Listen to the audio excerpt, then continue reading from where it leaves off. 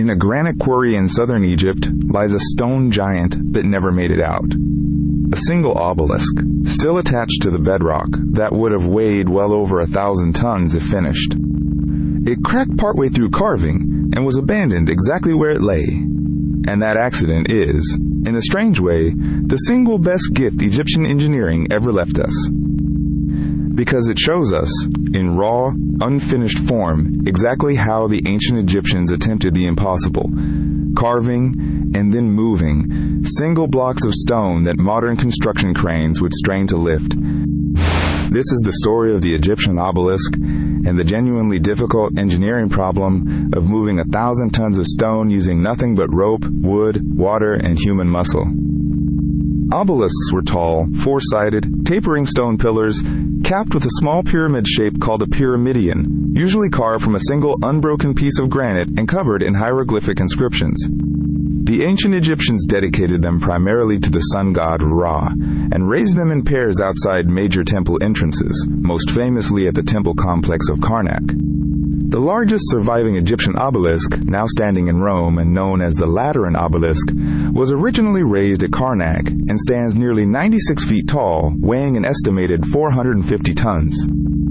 For comparison, a fully loaded modern semi-truck weighs around 40 tons. Moving this single stone was the equivalent of moving more than 11 fully loaded trucks as one solid, unbreakable piece.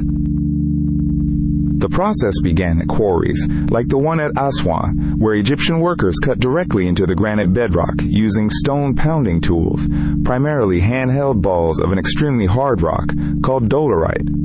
Without iron tools capable of cutting granite, workers essentially bludgeoned a channel around the obelisk's shape, repeatedly and rhythmically, hour after hour, day after day, wearing the harder stone away in small increments.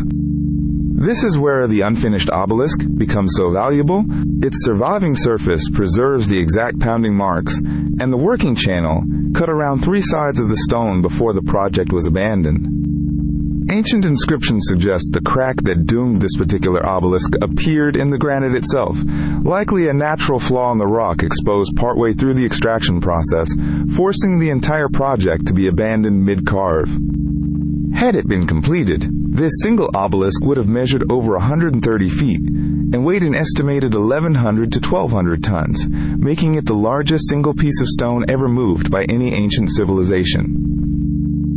So how did the Egyptians move even the smaller, completed obelisks, some still weighing hundreds of tons, across miles of desert and river to their final temple location?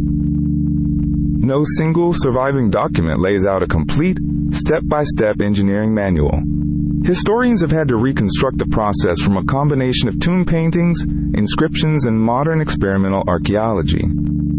One key piece of evidence is a tomb painting from Deir el-Bersha, showing workers hauling a colossal statue, not an obelisk specifically, on a wooden sledge, with a man pouring liquid, likely water, in front of the sledge's path. For decades, that liquid was assumed to be purely ceremonial.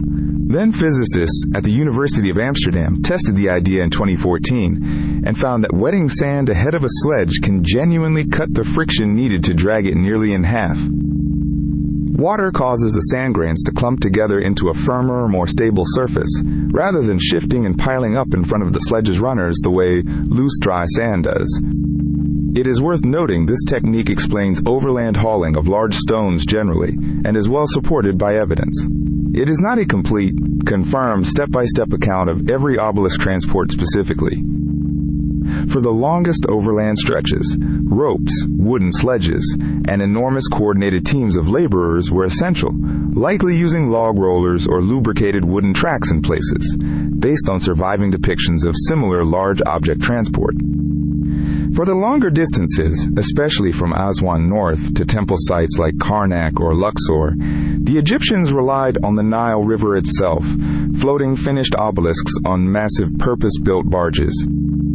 A surviving inscription, commissioned by Queen Hatshepsut, describes transporting a pair of obelisks by river barge, and boasts that the vessel was towed by a fleet of smaller boats. The account is celebratory royal propaganda, but the underlying transport method is considered broadly plausible by historians.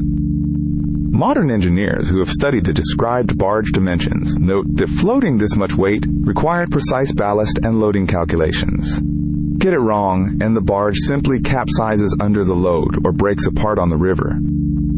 Once the stone reached the temple site, it faced perhaps the hardest step of all, standing it upright, from flat on the ground to perfectly vertical, without dropping or cracking it in the process. This is the step where historians genuinely disagree the most. No confirmed ancient description fully explains the exact lifting method, and several competing theories exist, each with real archaeological or physical merit. One leading theory involves a massive earthen ramp built up to the obelisk's resting position, with the stone slid partway into a sand-filled pit. Then the sand slowly and carefully drained away, letting the obelisk settle into vertical position under controlled, gradual gravity. Other theories propose complex systems of ropes, counterweights, and wooden scaffolding used to pull the stone upright in a controlled arc, requiring enormous, precisely synchronized teams of workers. Modern experimental archaeology teams have successfully raised smaller test obelisks using both general approaches, which proves each method is physically possible, without confirming which one or which combination the Egyptians actually used at full scale. What we do know is that the Egyptians accomplished this successfully, repeatedly, across many centuries and many dynasties, standing dozens of these massive stones upright, with a failure rate low enough that we do not have widespread evidence of catastrophic accidents. That consistency, more than any single technique, may be the real achievement here. Not a lucky one-time trick, but a refined, repeatable engineering process, passed down and improved across generations of royal building projects. Today, Egyptian obelisks stand scattered far from home, in Rome, in Paris, in London, in New York, monuments taken as trophies by later empires who admired the engineering achievement they represented, even without fully understanding it. And in the Aswan quarry, the one that never left, still lies exactly where its crack ended it, a half-carved reminder of just how audacious this engineering problem really was, attempted at a scale even larger than any obelisk that succeeded. So the real mystery of the obelisks is not really whether the Egyptians could move 1,000 tons of stone. They clearly could and did more than once.